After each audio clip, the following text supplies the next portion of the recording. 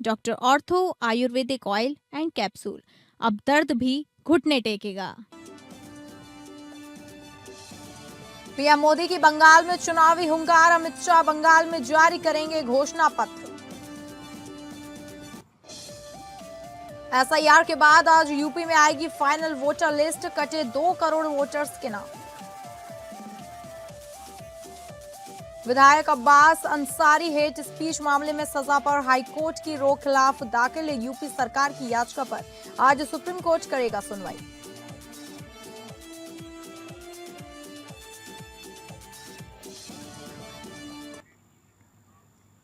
नमस्कार, आप सभी का स्वागत है और मैं हूं आपके साथ अंकिता सिंह। बुलेटिन की शुरुआत करेंगे बड़ी खबर का रुख करके, जहां पाकिस्तान में होगी अमेरिका ईरान के बीच सीजफायर वार्ता। हॉर्मुज में टैक्स वसूली को लेकर ईरान पर भड़के ट्रंप अमेरिका की तरफ से जेडी वैंस टीम का नेतृत्व करेंगे। ईरान की तरफ से बाघेर गालिबाफ करेंगे प्रतिनिधित्व। हिजबुल्लाह पर जारी रहेंगे हमले, बोले नेतन्याहू।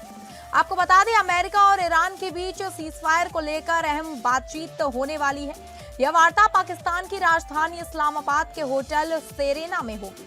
इसके लिए अमेरिकी डेलीगेशन शुक्रवार को इस्लामाबाद पहुंचेगा, जबकि ईरानी डेलीगेशन पहले ही पहुंच चुका है। इस बैठक में अमेरिका की तरफ से उपराष्ट्रपति जेडी वैंस टीम का नेतृत्व करेंगे। इसमें अमेरिका के विशेष दूत स्टीव विटफॉक और ट्रंप के दामाद जैरेड कुशनर भी शामिल होंगे। ईरानी मीडिया के अनुसार संसद के अध्यक्ष मोहम्मद बाघेर गालिबाफ अपने देश का प्रतिनिधित्व करेंगे। इस बातचीत की आगे को शांति प्रक्रिया के लिए अहम माना जा रहा है।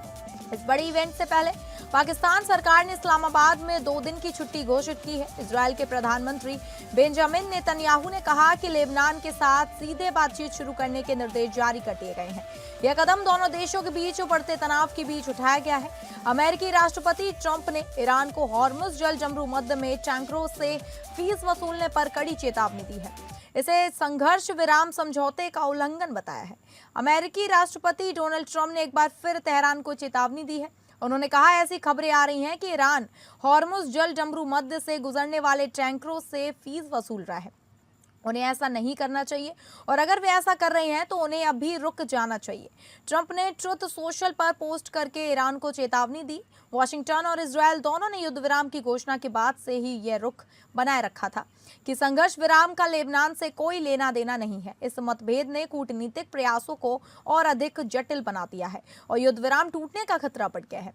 इजरायल के प्रधानमंत्री बेंजामिन नेतन्याहू ने जोर देकर कहा कि लेबनान में कोई संघर्ष विराम नहीं है और उन्होंने हिजबुल्लाह के खिलाफ पूरी ताकत के साथ सैन्य अभियान जारी रखने का संकल्प लिया। ईरान को चेतावनी के बीच इजरायल के प्रधानमंत्री नेतन्याहू ने ऐलान किया कि लेबनान पर सीजफायर लागू नहीं है। हिजबुल्लाह पर इजरायली हमले जारी रहेंगे।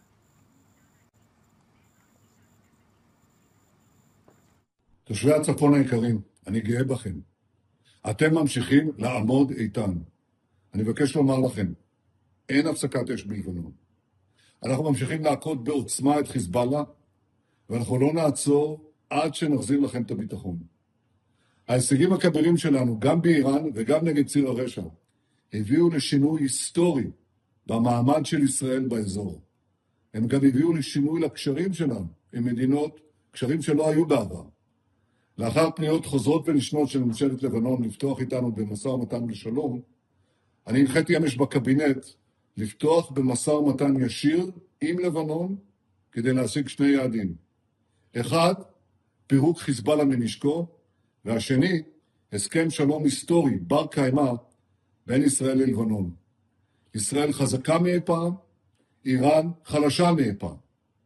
אני כבר הבאתי 4 הסכמי שלום עם מדינות ערב, אני מתכוון להביא עוד. שלום אמיתי, שלום מתוך עוצמה.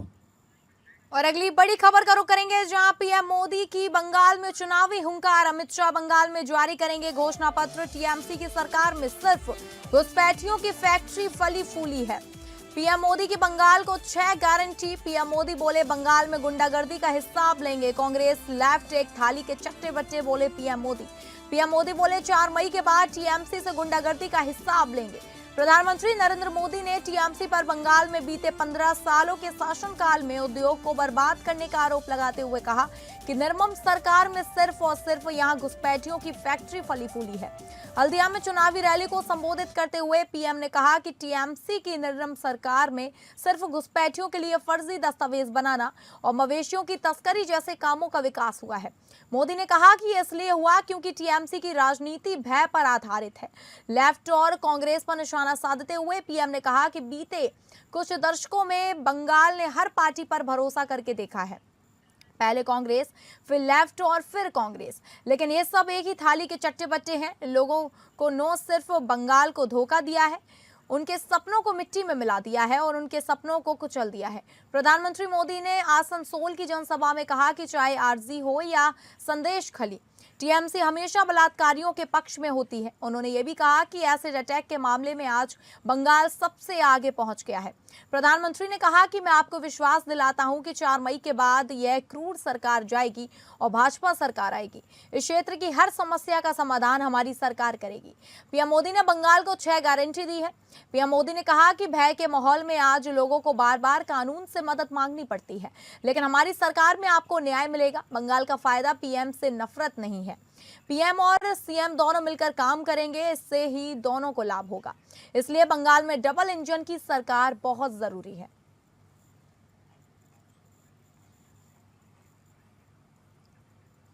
साथियों, बीरभूम के आलू पोस्तों की बहुत चर्चा होती है, लेकिन टीएमसी की निर्ममता आलू की खेती को तबाह कर रही है। इसके कारण आलू किसान अपनी जान तक दे रहे हैं। ये बहुत गंभीर संकट है। पहले आलू किसानों से उपज खरीदने का वायदा किया और फिर आलू की फसल को सड़ने के लिए छोड़ दिया। टीएमसी को इस धोखे की सजा मिलनी चाहिए। सजा मिलनी चाहिए कि नहीं मिलनी चाहिए? टीएमसी को सजा मिलनी चाहिए कि नहीं मिलनी चाहिए? सजा देंगे, सजा देंगे। और इसलिए यहां बदलाव चाहिए। एक खून बदलो बदौल चाहिए, एक खून बदौल चाहिए, बदौल चाहिए। साथियों, केंद्र सरकार ने छोटे किसानों के लिए एफपीओ यानी किसान उत्पादक संघ की योजना बनाई है। वहीं इस खबर की तमाम जानकारियों के साथ हमारे इनपुट हेड मनीष राज सिंह हमारे साथ फोन लाइन पर जुड़ गए हैं। मनीष, बंगाल चुनाव की तिथि तय हो गई है, वहीं 4 मई को मतदान के नतीजे भी आ जाएंगे। ऐसे में बीजेपी का अहम रोल माना जा रहा है, जैसे कि पीएम ने संबोधन में बंगाल में टीएमसी पर निशाना साधते हुए कई आरोप भी लगाए हैं। जी बिल्कुल। बंगाल में जैसे जैसे चुनाव के मतदान की तिथि नजदीक आते जा रही है, वैसे वैसे माहौल और गर्माता जा रहा है। इसमें गुरुवार को जब पश्चिम बंगाल के आसनसोल में प्रधानमंत्री एक चुनावी जनसभा को संबोधित करने पहुंचे तो उन्होंने जनता से तृणमूल कांग्रेस को उखाड़ फेंकने का आह्वान किया है। उन्होंने अपने भाषण में जो सबसे बड़ी बात कही है, उन्होंने पश्चिम बंगाल को 6 गारंटी दी। उन्होंने कहा कि भाजपा जो है डर का माहौल को खत्म करेगी, टीएमसी के गुंडा राज को खत्म कर देगी और प्रशासन को जवाबदेह बनाया जाएगा। किसी भी काम को लिए प्रशासन अब तक जवाबदेही से पल्ला झाड़ता रहता था, तो उन्होंने कहा कि बीजेपी का शासन यदि आएगा तो प्रशासन को जवाबदेह बनाया जाएगा और हर घोटाले, हर भ्रष्टाचार और हर अन्याय की जांच की जाए, चाहे घोटाला छोटा हो या बड़ा हो, भ्रष्टाचार छोटा हो या बड़ा हो। बीजेपी के शासन में हर भ्रष्टाचार और हर घोटाले की जांच कर जाएगी। और उसके बाद उन्होंने यह बड़ी बात कही है कि टीएमसी के शासन में जो भी लोग भ्रष्टाचार और घोटाले में शामिल हैं उनको जेल भेजा जाएगा। दूसरी एक बात उन्होंने कही कि शरणार्थी जो हैं उनको संविधान के तहत सभी अधिकार दिए जाएंगे। आपको मैं बता दूं कि 1971 की लड़ाई के बाद बाद बांग्लादेश के बनने के दरमियान काफी बड़ी संख्या में शरणार्थी पश्चिम बंगाल में आके रह रहे थे। उनमें से कईयों को अभी भी संविधान के तहत अधिकार नहीं दिए गए हैं। तो उन्होंने वैसे ही हिंदू शरणार्थियों के लेकर के ये बात कही है कि उनको संविधान के तहत सभी अधिकार दिए जाएंगे। और उन्होंने एक और बड़ी बात कही है जो कि कर्मचारी और वेतन भोगी कर्मचारियों के लिए है।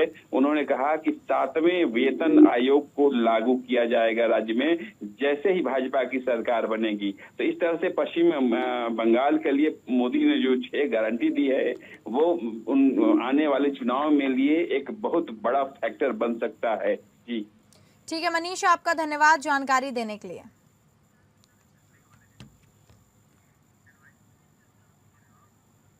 और अगली बड़ी खबर को रुख करेंगे जहां 3 राज्यों में बम्पर मतदान, टूटे रिकॉर्ड। असम के इतिहास में सबसे ज्यादा 85.91% वोटिंग। पुडुचेरी में करीब 90% मतदान। केरलम के बाद दूसरी 1987 सबसे ज्यादा वोटिंग।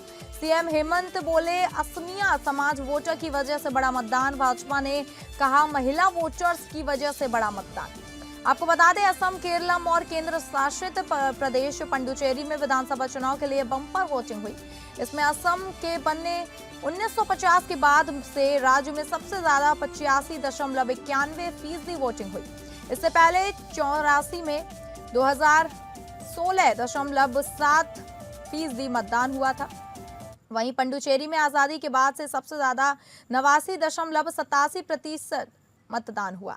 इससे पहले का रिकॉर्ड 85% का था। केरलम के बाद में 1987 सालों में दूसरी बार 49 यानी पिछले सबसे ज्यादा वोटिंग हुई। यहाँ 78.27% वोट डाले गए। इसमें 1987 80 रिकॉर्ड 0.54% मतदान हुआ था। वोटिंग परसेंट के आंकड़े 8 अप्रैल की सुबह 10 बजे के हैं।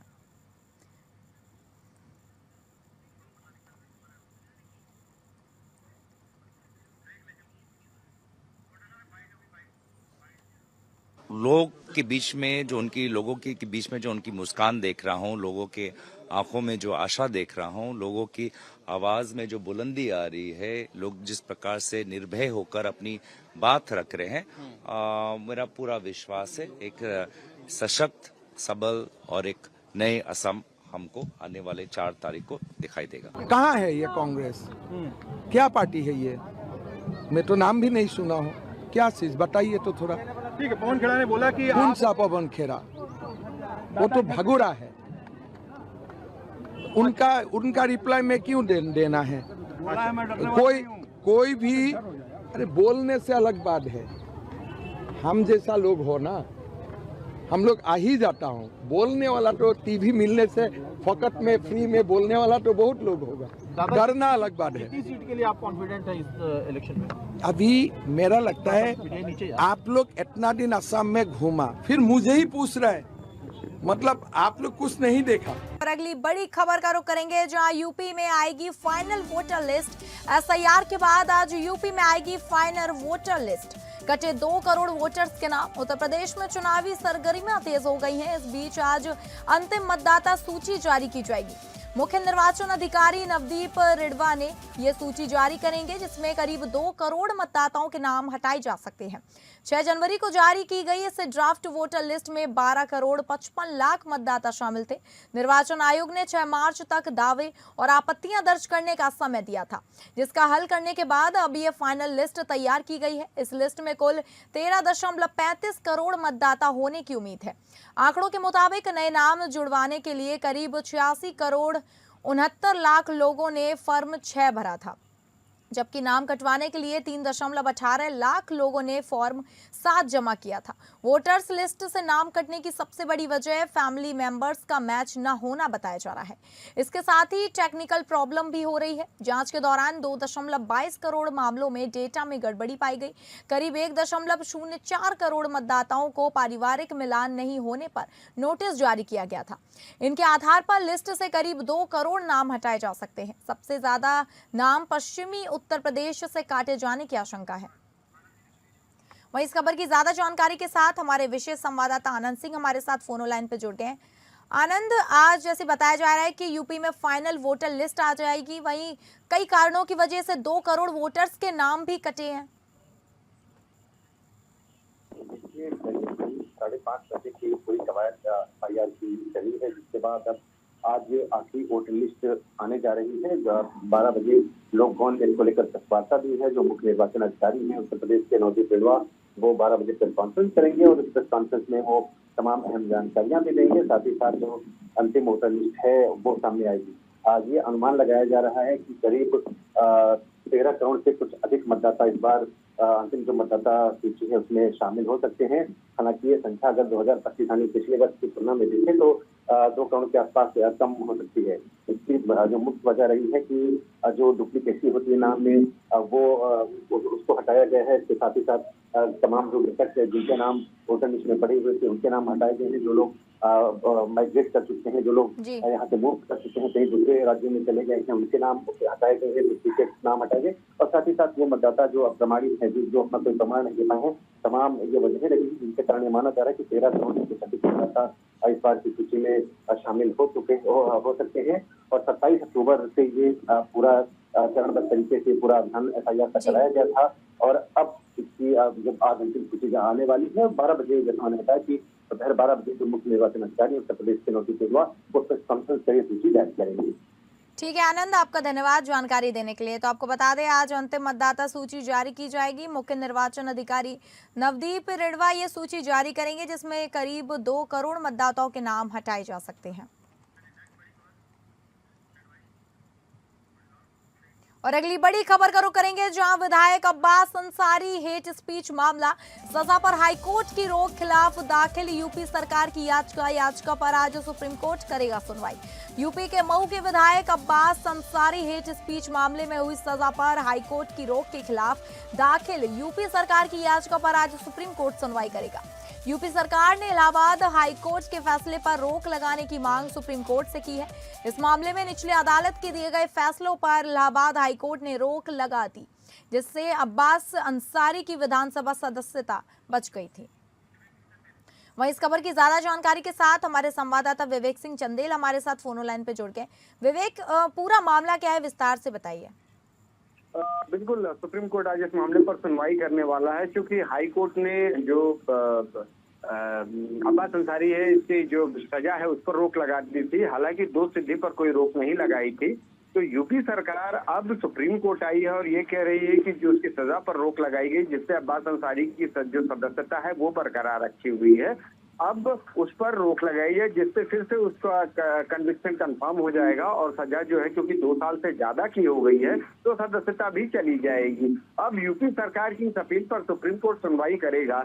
वहीं जब मजिस्ट्रेट कोर्ट ने जब सजा सुनाई थी तो इसके लिए एक अपील फाइल की गई, जिस पर दिल्ली अदालत की सेशन कोर्ट है उसने रोक लगाने से इनकार कर दिया था। उसके बाद ये मामला हाईकोर्ट आ रहा। हाईकोर्ट की सिंगल बेंच ने दोष सिद्धि पर तो रोक नहीं लगाया, लेकिन उसकी सजा पर रोक लगा दिया, जिससे उसकी सदस्यता बच गई थी। क्योंकि जब रिवीजन पिटीशन का पिटीशन फाइल की गई हाई कोर्ट में, तो उसके बाद अगस्त में ही 2025 में हाई कोर्ट ने इस पर रोक लगा दी थी, जिससे सदस्यता बच गई। अब सुप्रीम कोर्ट में मामला है। अगर सुप्रीम कोर्ट हाई कोर्ट के फैसले को बदल देता है तो फिर निचली अदालत का फैसला कंटिन्यू हो जाएगा और सदस्यता फिर जा सकती है। लेकिन अगर हाई कोर्ट इस पर स्टे नहीं देता है या रोक नहीं लगाता है तो फिलहाल जारी रहेगी। लेकिन दोष सिद्धि पर कोई रोक नहीं है, सिर्फ सजा पर रोक लगाई गई है, जिससे उसकी सदस्यता अब्बास अंसारी की जो सदस्यता है वो बची रही हुई है। अब सुप्रीम कोर्ट के सामने हमें इंतजार करना पड़ेगा सुप्रीम कोर्ट इस मामले में क्या कोई आदेश जारी करता है जिससे स्टे के लिए या नहीं।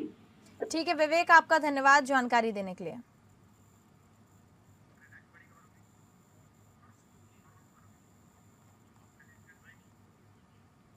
और अगली खबर का रुख करेंगे, जहां रांची में जेएमएम का कहना है कि चुनाव आयोग निष्पक्ष तरीके से काम नहीं कर रहा है और उसके फैसले एक तरफा नजर आ रहे हैं।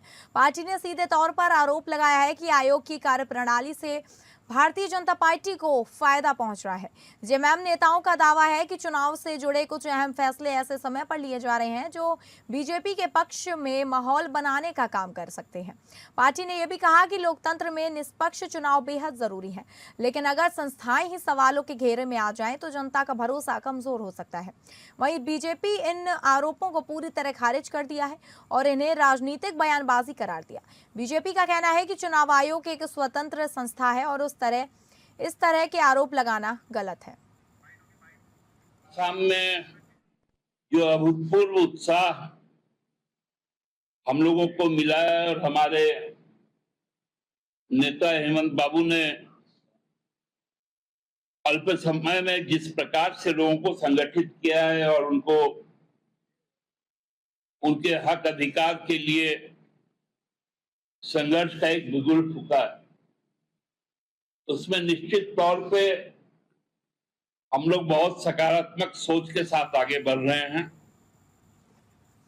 वहीं इस खबर की तमाम जानकारी के साथ हमारी संवाददाता तृप्ति सिंह हमारे साथ फोन लाइन पे जुड़ गई हैं। तृप्ति, जिस तरीके से जेएमएम ने आरोप लगाया चुनाव आयोग पे कि वो निष्पक्ष तरीके से काम नहीं कर रहा है बीजेपी को लेकर, इसको लेकर क्या जानकारी है? जी अंकिता, देखिए कल राजधानी रांची में जब जेएमएम के केंद्रीय कार्यालय में सुप्रियो भट्टाचार्य जो जेएमएम के महासचिव हैं, उन्होंने प्रेस वार्ता की। इस दौरान उन्होंने सबसे पहले तो सम चुनाव को लेकर दावे किए, जिसके बाद कई सवाल के जवाब देते हुए उन्होंने खुले तौर पर राष्ट्रीय निर्वाचन आयोग पर सवाल खड़े किए। उनका सीधा निशाना बंगाल चुनाव की तरफ था। बंगाल में होने वाले विधानसभा चुनाव को लेकर उनका निशाना था। उनका सीधा कहना था कि बंगाल में जो अभी 27 लाख वोटर सूची से हटाए गए हैं एसआईआर के माध्यम से, उसमें कहीं न कहीं भाजपा की साजिश वो करार दे रहे हैं। उनका कहना है कि जो चुनाव आयोग है भाजपा के इशारे पर काम कर रही है। इस दौरान उन्होंने जो ट्रिब्यूनल बनाए गए हैं बंगाल में, उस पर भी निशाना साधा है। सुप्रीयो भट्टाचार्य का ये कहना है कि बंगाल में जो 19 ट्रिब्यूनल बनाए गए हैं उस पर अगर बात की जाए तो लोगों को जो 500 और 1000 किलोमीटर की दूरी तय कर अपनी भारतीय साबिता करनी पड़ेगी। ये कहीं ना कहीं भाजपा की बड़ी साजिश है। यहाँ पर भट्टाचार्य इस तरह के शब्दों का इस्तेमाल इसलिए भी कर रहे हैं क्योंकि बंगाल में अभी टीएमसी की सरकार है और इंडी गठबंधन की सरकार है और वहाँ पर अभी मौका है बड़ा सरकार बदलने की, और कहीं ना कहीं भट्टाचार्य इस तरह के शब्दों का इस्तेमाल कर रहे हैं। बंगाल चुनाव को निशाने पर लेकर कह रहे हैं क्योंकि उनका ये भी कहना है कि केंद्र अपना सत्ता का विस्तार करने के लिए बाकी राज्यों में एसआईआर का प्रयोग कर रही है और केंद्र सत्ता में रहकर भाजपा केंद्र में रहकर चुनाव आयोग का इस्तेमाल कर रही है। ठीक है, अपनी पार्टी का विस्तार ठीक है तृप्ति, आप खबर पे नजर बनाए रखिए। फिलहाल के लिए धन्यवाद आपका जानकारी देने के लिए। और अगली बड़ी खबर का रुख करेंगे जहां छत्रपति शिवाजी महाराज हवाई अड्डे पर आग लग गई, थम गई उड़ानें, बंद हुए गेट और ठप हुआ एयरपोर्ट। आपको बता दें, देश के सबसे व्यस्त हवाई अड्डे में से एक मुंबई के छत्रपति शिवाजी महाराज अंतर्राष्ट्रीय हवाई अड्डे पर आग लग गई। गुरुवार शाम टर्मिनल 1 विले पार्ले में भीषण आग से पूरे परिसर को धुएं के गुब्बार में तब्दील कर दिया। हालात की गंभीरता को देखते हुए प्रशासन ने न केवल एयरपोर्ट के सभी प्रवेश द्वारों को सील कर दिया, बल्कि एहतियात के तौर पर उड़ानें रोक गई और संचार व्यवस्था यानी कि इंटरनेट भी ठप कर दी गई। वहीं इस खबर की ज्यादा जानकारी के साथ हमारे संवाददाता सर्वजीत सोनी हमारे साथ फोन लाइन पे जुड़ गए। सर्वजीत, आग लगने का असली मतलब क्या वजह थी आग लगने की? जिस तरह से मुंबई छत्रपति शिवाजी टर्मिनल्स पे जो आग लगी थी उसमें जांच में पाया गया कि शॉर्ट सर्किट की वजह से ये जो आग लगी थी और फायर ब्रिगेड की टीम ने कुछ ही मिनटों में वहां पे जो आग पे काबू पा लिया। हालांकि जिस तरह से ये जो उड़ानों पे इसका कोई असर नहीं पड़ा, ना कि इसमें कोई घायल हुआ है, लेकिन इस पूरे मामले की जांच की जा रही है कि जो शॉर्ट सर्किट हुआ है वो किस वजह से हुआ है। हालांकि किसी का क्या गड़बड़ी थी, इस पूरे मामले की अभी जांच की जा रही है। सुरक्षा को लेकर भी जो है वहाँ पे की जा रही है, लेकिन एयरपोर्ट के उड़ान पर इस पर कोई असर नहीं पड़ा है। ठीक है सर्वजीत, आपका धन्यवाद जानकारी देने के लिए।